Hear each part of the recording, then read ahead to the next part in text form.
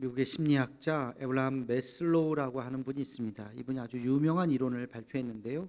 인간의 욕구 이론, 인간은 어떤 욕구를 갖고 있는가, 공통점이 있다는 거예요. 크게 5가지로 나눴습니다. 한 번씩은 아마 들어보셨을 텐데요. 가장 아랫 단계, 모든 사람이 갖고 있는 가장 첫 번째 욕구는 생리적 욕구입니다. 먹는 거, 배고프면 먹어야죠. 졸려오면 자야죠. 또 마려우면 화장실 가야죠. 이런 모든 욕구들, 기본적인 욕구예요. 생리적인 욕구. 그래서 고문 중에서요, 잠을 안 재우는 고문이 있잖아요. 엄청나게 큰 고문입니다. 이 가장 기본적인 욕구가 1단계 욕구라는 거예요. 그리고 그것이 채워지면 그 다음 욕구, 안전에 대한 욕구, 신체적인 위험에서 벗어나려고 하는 욕구들이 있어요. 뭔가 불안하면 안 된다는 거죠. 편안하게 잠을 이루어야 된다는 것입니다. 또 세 번째는 사회적 욕구가 있어요. 인간은 어디인가 소속되어서 거기서 사람들과 함께 교제하기를 원하는 거예요. 사랑을 나누고 우정을 나누기를 원한다는 거죠. 이방인으로 살아간다는 것은 그래서 굉장히 두려운 것입니다. 네 번째는 자기 존중의 욕구가 있습니다. 이제 어딘가에 소속되는 데 끝나는 것이 아니라 거기에서 인정받고 싶어 하는 거예요. 조금 더 나아가서 사랑받고 싶어 하고 존경받고 싶어 하는 욕구들이 그 안에 있어요. 명예라고 하는 것이 있죠. 그래서 사람들은 다 명예를 사모하게 되어 있어요. 그리고 사랑을 주고 사랑을 받으면서 자기가 존중받고 또 남도 존중해 주는 그러한 욕구가 네 번째 욕구인 것입니다. 마지막 5번째 욕구는 자아실현의 욕구입니다. 나에게 주신 재능이 뭔가, 내가 뭘 할 수 있는가, 내게 가진 것으로 어떻게 이 공동체에, 이 사회에 공헌할 수 있는가를 생각하고 그것을 이루고 도전하고 성취하고 베풀고 섬기면서 살기를 원한다는 거예요. 그래서 이 5가지의 욕구가 하나씩 채워주면서 인간은 성장하게 된다. 그래서 이 욕구라고 하는 것이 반드시 부정적인 것이 아니라 이것이 삶의 동기가 된다는 것이에요. 그래서 우리의 삶을 더 나은 삶으로 하나씩 더 만들어 가게 된다는 것입니다. 제가 이 이론을 가만히 보면서 그걸 우리의 신앙에도 그대로 적용할 수가 있겠다는 생각을 하게 되었습니다. 여러분, 우리도 마찬가지예요. 우리도 무엇인가 갈급할 때 하나님 앞에 간구하게 되어 있어요. 절박할 때 하나님 앞에 기도하지, 그렇지 않으면 기도를 들어주셔도 그만, 안 들어주셔도 그만, 절박하지 않으면 하나님 앞에 나오지 않는다는 거예요. 그래서 때때로 하나님께서 우리에게 고난을 허락하신 이유가 바로 그거예요. 정신 차리라는 거예요. 하나님 앞에 나가라. 한 대 딱 맞아야 눈 떠지고 내가 제대로 살아야 되겠구나. 그러면서 하나님 앞에 나와서 엎드려 눈물로 기도하는 거. 때때로 이런 것이, 이 절박함이 필요하구나 하는 생각도 하게 되었습니다. 자, 이제 출애굽한 사람들이 엄청난 기적을 봤어요. 홍해가 갈라지는 기적을 경험했습니다. 이거는 뭐 엄청난 기적이죠. 홍해를 건너서, 그리고 이집트 병사들이 다 뒤에 수장이 되어서 물속에 빠져 죽는 모습을 보고, 야, 이제 살았다. 근데요, 몇 시간 지나가니까요, 또 큰 문제가 닥쳤어요. 그게 뭐예요? 배가 고프기 시작하는 거예요. 사방을 둘러봐도 먹을 것이 없는데, 야, 나 한 끼는 어떻게 뭐 대충 때울 수 있겠는데 이 수많은 사람들 먹을 거를 어떻게 해결하지? 오늘만이 아니라 내일도 모레도. 이거 보통 문제가 아닌데 사람들이 이제 이건 불가능한 거 아니야? 이 사람들을 이 광야에서 먹을 것이 없는데 이걸 어떻게 해결하래? 모세만 딱 쳐다보는데, 이제 쳐다보는 게 아니라 째려보는 거죠. 이걸 어떻게 하려고, 여기까지 우리를 이제 다시 뒤돌아갈 수도 없잖아요. 이거 어떻게 하려고 거예요? 그때 하나님께서 하신 방법이 뭐예요? 만나를 내려주셨어요. 기가 막힌 거예요. 만나. 여러분, 만나는 그냥 어떤 그 명칭이 아니에요. 그것은 어떤 무슨 물건을 지칭하는 그런 명칭이 아니고요. 만나는 문장입니다. 우리 한번 읽어볼까요? 15절 말씀입니다. 오늘 본문 말씀 15절 함께 읽겠습니다. 시작. 이스라엘 자손이 보고 그것이 무엇인지 알지 못하여 서로 이르되 이것이 무엇이냐 하니 모세가 그들에게 이르되 이는 여호와께서 너희에게 주어 먹게 하신 양식이라. 아멘. 자, 그들이 뭐라고 물었다고요? 이것이 무엇이냐? 이것이 무엇이냐의 히브리어가 바로 만나 이거예요. 만나. 자, 옆 사람하고 인사 한번 합시다. 만나. 이게 뭐예요? 이게 무엇이 뭐 하는 물건인 거? 이게 뭐야? 이게 만나? 사람들이 보고 다 만나. 그래서 만나가 된 거예요. 싫어합니다. 싫어. 만나가 이것이 무엇이냐 그런 뜻이에요. 근데 이게 특이하게 좀 이상하게 생긴 것 같아요. 우리 출애굽기 16장 13절 14절 말씀을 함께 읽겠습니다. 시작. 저녁에는 메추라기가 와서 진에 덮이고 아침에는 이슬이 진 주위에 있더니 그 이슬이 마른 후에 광야 지면에 작고 둥글며 서리같이 가는 것이 있는지라. 작고 둥글며 서리같이 가는 거, 뭔가 좀 작은 것 같아요. 출애굽기 16장 31절에 보면 또 이런 표현이 있어요. 함께 읽겠습니다. 이스라엘 족속이 그 이름을 만나라 하였으며 가시같이 희고 맛은 꿀 섞은 과자 같았더라. 아멘. 맛은 괜찮았던 것 같아요. 근데 가시같이 희고 그랬어요. 가시가 뭔가 찾아봤더니요, 사진 보여주시면 저렇게 생겼어요. 저게 벼이삭 같기도 하고 그냥 동글동글하죠. 근데 저런 약간 누르끼리한데 저거 말고 하얗게 생겼다는 거예요. 콩알만한, 대충 뭐 아마 느낌은 있을 거예요. 그게 사방에 하얀 게 쫙 깔려 있다는 거예요. 사람들이 저 장면을 뭐 상상을 해서 그린 그림이 있어요. 한번 보여주시면 저렇게 광야 길바닥에 저 깔려 있는 거를 저 소쿠리 같은 거 가져와서 다 이렇게 걷어들이는 거죠. 보시면 저 진 밖에 저렇게 하얀 게 쫙 깔려 있어요. 아이들도 나와서 저게 신기하게 저런 것들을 매일매일 저렇게 다 거두는 거예요. 저게 만나예요, 만나. 근데 저거는요, 음식이 아니라 음식의 재료입니다. 그냥 먹는 거 아니에요. 저거를 가루처럼 잘 빻아서 떡을 해 먹든지 삶아 먹든지 쪄 먹든지 하여튼 그 음식의 재료지, 우리가 쌀을 그냥 먹을 수 없잖아요. 이렇게 가공해서 먹는 것처럼 하나님이 내려주시는 매일매일 하늘 양식이에요. 그거를 다 거두면서 이 사람들이 무슨 생각을 했을까? 세 가지 생각을 했던 것 같아요. 하나는, 야, 하나님이 우리를 돌보시는구나.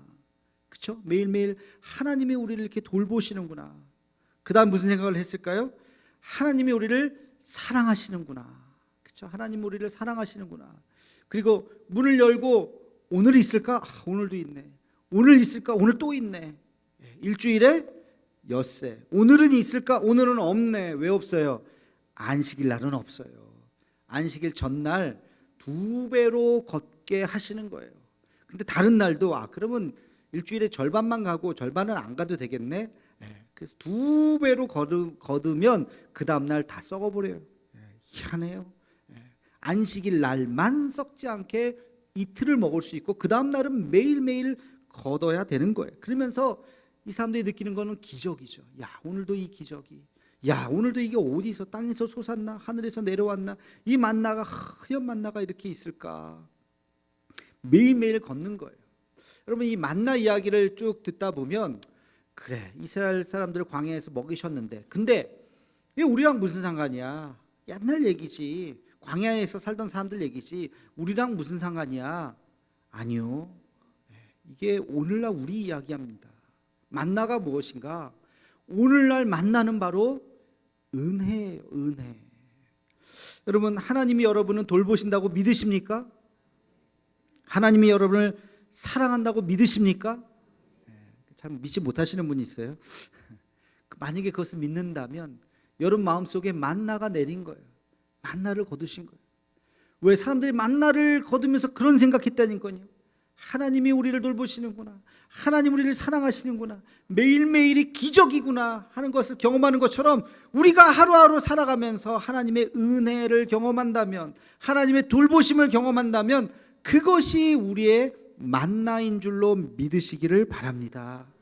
그래서 만나는 하나님의 은혜예요. 오늘도 우리가 경험할 수 있는 하나님의 은혜입니다. 그런데 이 만나를요, 누구나 거둘 수 있는 것은 아니에요. 밖에 나가면 다 있어요. 근데 거두는 사람과 걷지 못하는 사람이 있어요. 어떤 사람 못 거둘까요? 늦게 일어난 사람, 해가 뜨고 나서 하품하고 아유 잘 잤다 하고 딱 봤는데 뭐가 있다는 거야? 이렇게 난리야. 봤는데 뭐 아무것도 없네. 아무것도 없어. 왜? 해가 뜨면 사라져요. 해가 뜨면 사라져요. 똑같아요. 하나님께서 우리에게 은혜를 주십니다. 할렐루야 오늘도 하나님의 은혜입니다 하는 분이 있는가 하면 뭐가 은혜라는 거야 도대체. 똑같은 해가 떴는데 뭐가 은혜라는 거야? 아무것도 아니네. 그렇게 느끼는 분들도 있다는 거예요. 여러분 만나가 은혜라 그랬어요. 은혜가 만나라 그랬어요. 자, 이스라엘 백성들이 만나를 거두는 원칙이 있습니다. 만나를 거두는 원칙이 있어요. 이것은 오늘도 우리가 하나님의 은혜를 누리면서 살아가는 원칙과 같습니다. 한번 잘 들어보시기 바랍니다. 첫 번째 원칙은 뭐냐면 만나는 밖에 나가서 거두어야 합니다. 그것은 집 안에 있지 않아요. 만나는 집 안에 내 밥그릇에 딱 담아주시는 게 아니에요. 밖에 있어요. 그래서 어떻게 해야 돼요? 나가야 돼요. 나가서 소쿠리 같은 걸 들고 그걸 다 거두어야 되는 거예요. 우리 민수기 11장 9절 말씀을 함께 같이 읽겠습니다. 시작. 밤에 이슬이 진영에 내릴 때 만나도 함께 내렸더라. 아멘. 아까 그 사진 그림 보셨죠? 네, 사진은 아니에요. 사진은 없어요. 그림 보셨잖아요. 밖에 그 진영 밖에 만나가 내리면 밖에 나가서 거두는 거예요. 얼마나 거두느냐? 출애굽기 16장 16절에 보면 양도 하나님이 정해 주셨어요. 한 사람당 한 오멜씩 거더라. 한 오멜은 2.2리터입니다. 2.2리터. 우리 콜라 한 병 사면 페트병으로 하나 사면 1.5리터 되죠? 1.5리터 하나 반 정도예요. 그게 한 사람 물면이에요. 우리 식구가 5명, 6명, 7명이면 대충 숫자 계산해서 그만큼 거둬야지 하루 양식이 되는 거예요. 적지 않습니다. 많이 거둬야 돼요. 여러분 이 원칙은 뭘 얘기할까요? 밖에 나가서 거두라는 건 뭘 얘기해요? 수고하고 애써야 만나를 얻을 수 있다는 거예요. 저절로 얻어지지 않습니다. 하나님께서 모든 사람에게 만나를 내려주십니다. 그러나 모든 사람의 것이 아니에요. 믿음은 모든 사람의 것이 아니니라 하는 말씀처럼 하나님이 내려주시지 않는 게 아니라니까요. 거두는 자와 거두지 못하는 자가 있을 뿐이에요. 그것을 거두기 위해서는 수고해야 돼요. 하나님이 우리에게 주시는 은혜도 마찬가지죠. 은혜가 지금 임하고 있습니다. 그러나 은혜를 누리는 자가 있고 누리지 못하는 자가 있어요. 얼마 전에 제가 울릉도 우리 노예 임원들하고 울릉도 갔다 왔잖아요. 요즘에 너무 좋아서 아마 배 타신 분들 계시겠지만 밤에 한 11시쯤에 이제 들어가요. 12시 반쯤에 이제 배가 출발하더라고요.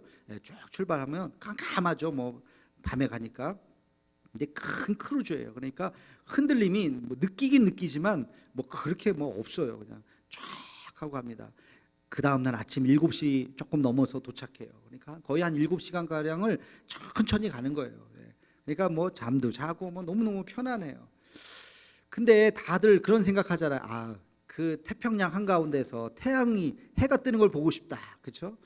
그래서 이렇게 시간을 맞춰봤더니 6시 40 몇 분에 그날은 해가 뜨는 시간이더라고요. 그래서 우리 다 6시 반에 일어납시다. 그래서 6시 반에 사람들 다 깨웠어요. 목사님도 일어나시고 장로님도 일어나시라고 가자고. 그래서 밖에 나갔더니 벌써 사람들이 보글보글 나와 있어요. 해는 이제 아직 올라오기 전인데 이제 밝죠. 항구에는 거의 다 도착을 했습니다. 이제 파킹하기 전이에요. 이렇게 떠 있어요 배가. 그래서 막 삐집고 들어가서 이제 해가 쫙 떠오르는 걸 막 핸드폰으로 찍었어요. 제가 찍은 사진 보여드릴게요. 제 핸드폰으로 찍은 거예요. 저렇게 해가 이제 올라오고 그날 날씨가 너무너무 좋았어요.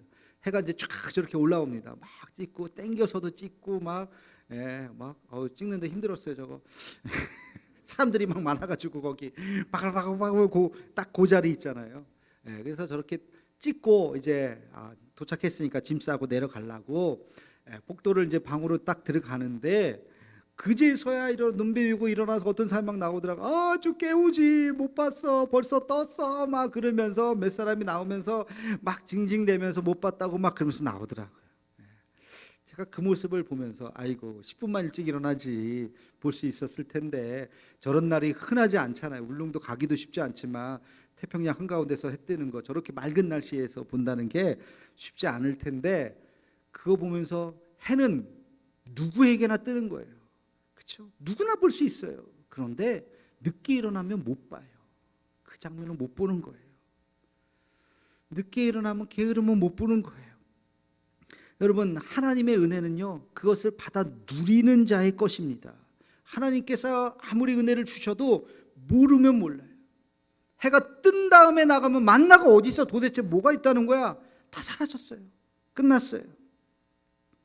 여러분, 만나는 음식이 아니라 재료라 그랬어요. 그죠?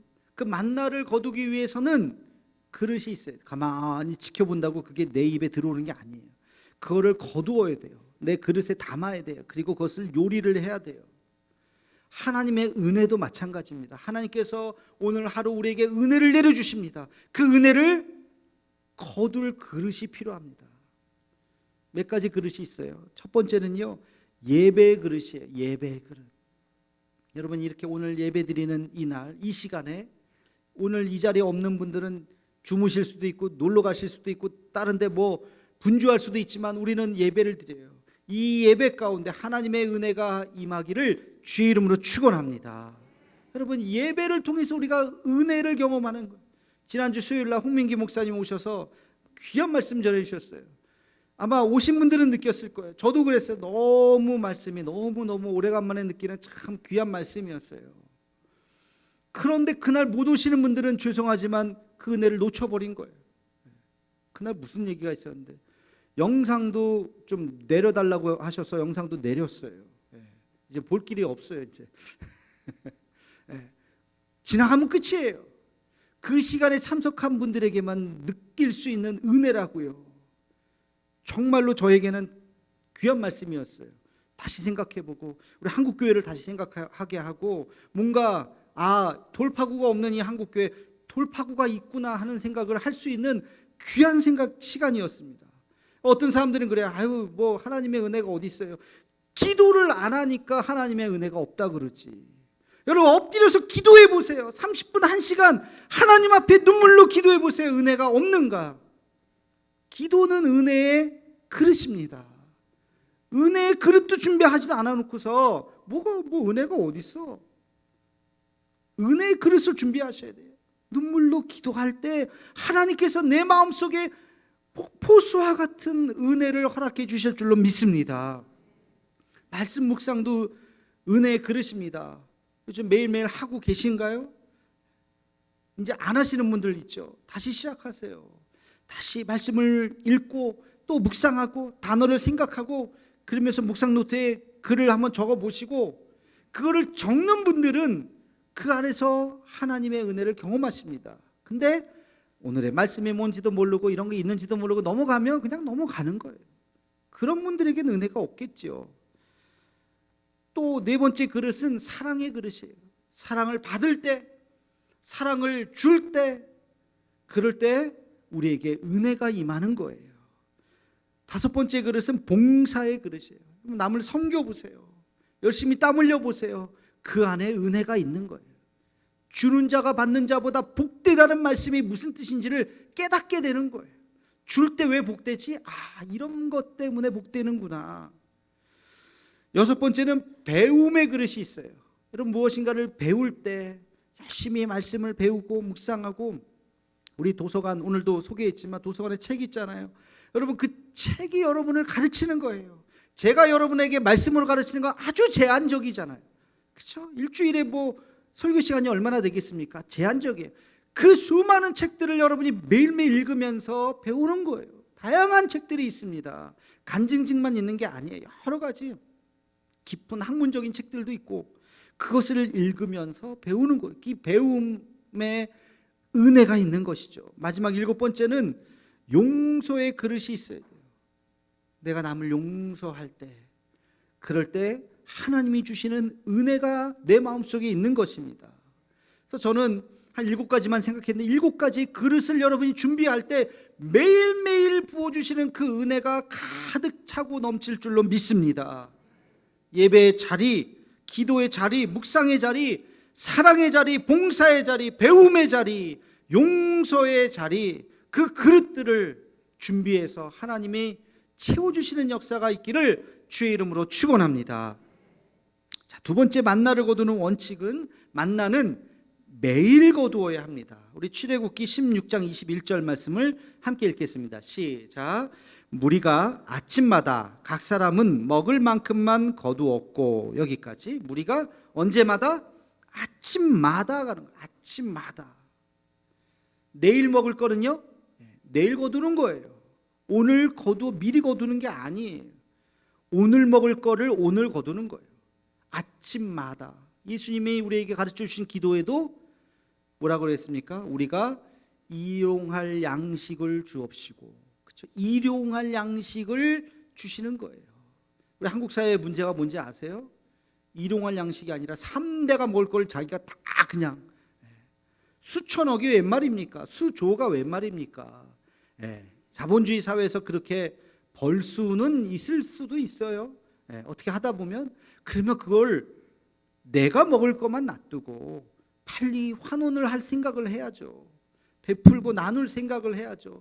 내 자식의 자식까지, 손주의 또 뭐 3대 4대까지 먹고 그걸 다 곰팡이 씁니다. 그거 다 그대로 가지 않아요. 이게 만나의 법칙이에요. 그 다음 날까지 먹어야지 하고 해놓으면 어떻게 돼요? 곰팡이 써서 못 먹어요. 그러니까 당대에 내가 최선을 다해서 열심히 일하시고 벗이 돼, 그리고 내 자녀는 그들이 땀 흘려서 또 일하도록 해야 돼요. 근데 그냥 그 욕심을 가지고 몇 대를 하려다 보니까 사회가 이렇게 엉망으로 되어버리는 거죠. 여러분, 은혜도 마찬가지예요. 어제 받은 은혜는 어제의 은혜예요. 오늘의 은혜가 채워져야 합니다. 가끔 보면 여고 시절 은혜 받았던 얘기를 지금까지 하시는 분들이 있어요. 옛날 얘기하는 것까지는 좋은데 그거 못지않은 오늘의 은혜가 또 있어야죠. 그때 은혜 받아서 교회 나오셨을 거예요. 그러면 지금 채워주시는 하나님의 은혜를 또 경험해야죠. 언제까지 30년 전 얘기를 하시겠어요? 지금은 은혜가 없는 시대인가요? 아니요. 모든 예배 때마다 은혜를 내립니다. 하나님께서 은혜를 부어주십니다. 오늘도 은혜 받는 분이 있고 하품하는 분이 계실지도 모르겠어요. 제가 예전에 신대원 때 사경회를 하는데요, 제가 하구의 임원으로서 이렇게 준비를 했어요. 뭐 여러 가지 행사 준비하니까 광고도 해야 되고 뭐 그다음 순서도 준비해야 되고 뭐 정신이 하나도 없어요. 귀한 강사님이 오셔서 첫날 이제 집회를 했어요. 이분 2박 3일 이제 하시는데, 끝나고 나면 우리 조별로 이렇게 나눔을 해요. 토론을 이렇게 좀 하고 또 나눔을 하는데, 우리 소그룹 하는 것처럼. 그날도 이제 끝나고 나서 소별 모임 가셨어요. 저는 그냥 정신없고 집중도 안 되고 뭐 임원으로 이제 막 해야 되니까, 행사를 진행해야 되니까, 그래서 그냥 뭐 특별한 나눔이 없었어요. 그냥 잘 하셨나 보다 뭐 그냥 그랬는데, 옆에 있는 친구가 땅을 치면서 자기는 인생 설교를 들었다는 거예요. 너무 은혜롭고 너무 충격을 받았고 자기가 지금부터 앞으로 어떻게 해야 되는지를 막 깨달았다는 등 막 이 얘기를 막 하는 거예요. 제가 내용은 잘 기억이 안 나는데 그 친구의 모습은 아직까지 기억나요. 와, 쟤는 그렇게 은혜를 받았구나. 나는 그냥 지나갔는데, 똑같은 예배가 아니구나.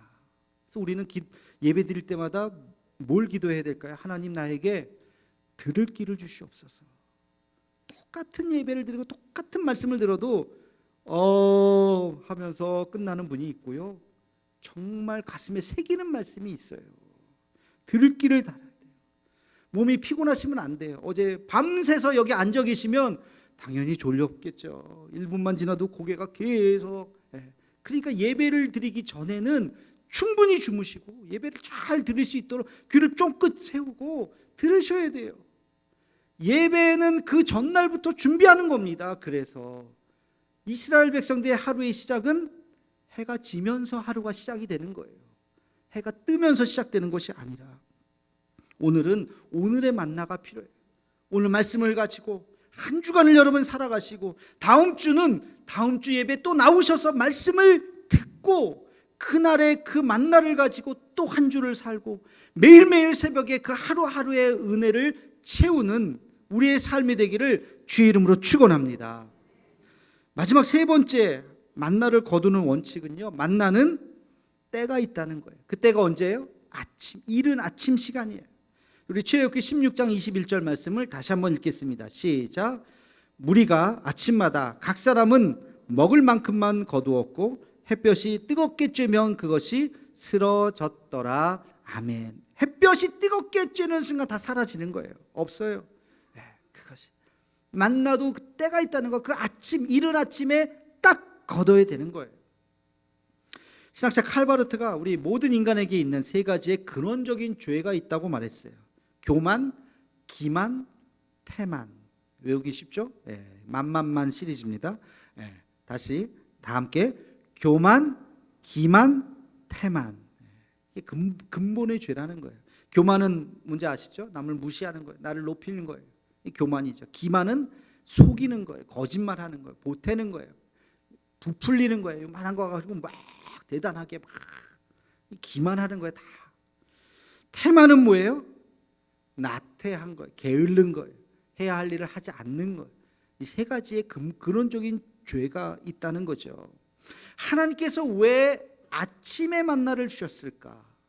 한번 생각해 보세요. 24시간 중에 한 번 만나를 주신다면 그때를 왜 아침에, 그것도 이른 새벽에 만나를 주기로 하셨을까? 낮에 주시면 안 되나? 저녁에 주시면 안 되나? 저녁 시간이 더 날지도 모르는데 그 사람들이 뭐 바빠요? 뭐가 바빠요? 광야에서 할 일도 없는데.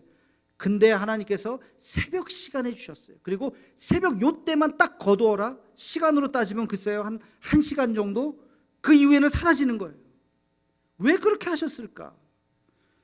부지런하라고, 게으르지 말라고, 정신 차리면서 살라고, 광야에서 그냥 아무 때나 자고 아무 때나 일어나고 그렇게 살지 말고 하루를 규모 있게 살라고 아침에 새벽에 딱 일어나서 그것을 거두어서 음식을 해서 먹고 그 다음날 또 일어나고 그 다음날 또 일어나고 시간을 분별하라는 거예요. 하루를 분별하라는 거예요.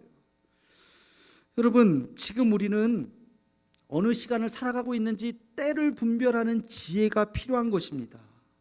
버나드 쇼라고 하는 분이 이런 표현을 했어요. 청춘을 청춘에게 주기에 너무 아깝다. 무슨 뜻인지 아시죠? 청춘을 청춘에게 주기엔 너무 아깝다는 거예요. 나에게 청춘을 주면 야, 내가 하루하루 얼마나 잘 살 텐데 나에게는 청춘을 안 주시네. 안 준 게 아니라 본인도 지나간 거죠.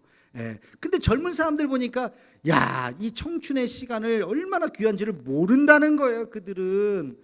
그러니까 청춘을 청춘에게 주기 너무 아까운 거예요. 나한테 주지. 문학적인 표현이에요. 그렇죠? 이 말의 뜻은 뭐예요? 자신의 삶의 소중함을 우리는 모르고 산다는 거예요. 젊은 사람들이 그 20대, 30대의 그 소중함을 모른 채 살아간다는 게 너무 안타깝다는 거죠. 20대, 30대만 그럴까요? 50대는 안 그래요? 60대는 안 그래요? 모든 연령이 다 고귀한 것입니다. 모든 연령이 다 소중한 거예요. 그래서 그 때를 우리가 깨달아야 돼요. 지금이 내가 어느 때인가, 무엇을 할 때인가, 하나님 앞에 어떻게 살아야 할 때인가, 때를 분별하는, 아침 시간에 가서 만나를 거두는 것처럼 그러면 내가 지금은 무엇을 해야 될 때인가를 생각해야 돼요. 돈 버는 거 중요합니다만 죽기 전날까지 돈 버실 거예요? 벌어서 뭐 하실 건데? 적당히 벌었으면 그 다음에 마지막에 아름다운 죽음을 맞이할 수 있도록 잘 쓰셔야죠. 잘 베풀고 나누고 아름답게 쓰시고, 그리고 빈손으로 왔으니 빈손으로 갑니다 하고 하나님 앞에 가는 거죠. 여러분, 은혜라고 하는 찬양 아시죠? 은혜. 가사에 이렇게 되어 있습니다. 내가 누려왔던 모든 것들이, 내가 지나왔던 모든 시간이, 내가 걸어왔던 모든 순간이 당연한 것 아니라 은혜였소. 아침 해가 뜨고, 다 함께 아침 해가 뜨고 저녁에 노을, 봄의 꽃향기와 가을의 열매, 변하는 계절의 모든 순간이 당연한 것 아니라 은혜였소. 모든 것이 모든 것이 은혜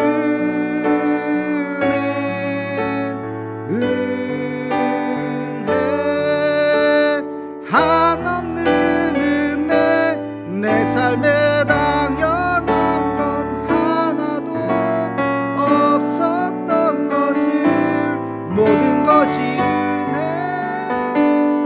은혜였소. 그렇죠? 내가 누려왔던 모든 것들이, 지나왔던 모든 시간이, 걸었던 모든 것들이 당연하다고 생각했을 때는 아무것도 아니에요. 하나님이 안 보여요. 근데 어느 날 보니까 그게 은혜구나. 그게 은혜구나. 하나님이 나와 함께 하셨구나. 계절의 변화. 여러분 지금 이제 봄이에요. 꽃이 펴요. 그렇죠? 아직 벚꽃이 만개하진 않았더라고요. 한두 그루는 폈더라고요. 활짝 핀 벚꽃이 지난주에 제가 봤어요. 와, 이제 다 피겠네. 사진 찍고 봄이구나. 봄이야. 얼마나 참 기분이 좋던지. 봄바람을 느끼면서 이 변하는 계절이 당연한 게 아니라 하나님의 은혜라는 거예요. 여러분 사랑하는 친구들 또 지인들과 만나서 커피 한잔하고 도란도란 얘기하고 웃고 박수치고 떠들고 그리고 같이 식사하고 맛있는 거 먹고 이야기 들으면 또 가슴 아파하고 아유 그런 일이 있었구나. 손 붙잡고 기도해주고 이 모든 것이 우리의 일상이 하나님의 은혜인 것을 믿으시기를 축원합니다. 밤에 저녁에 아이들 기다리면서 오늘 뭐 해줄까 맛있는 거 음식을 만들고 아이가 집에 왔을 때 이 맛있는 거 이거 무슨 냄새예요 하면서 식탁에 앉아서 오물오물 먹는 그 아이들을 바라보는 그 모습이 이게 은혜라고요. 이게 은혜라고요.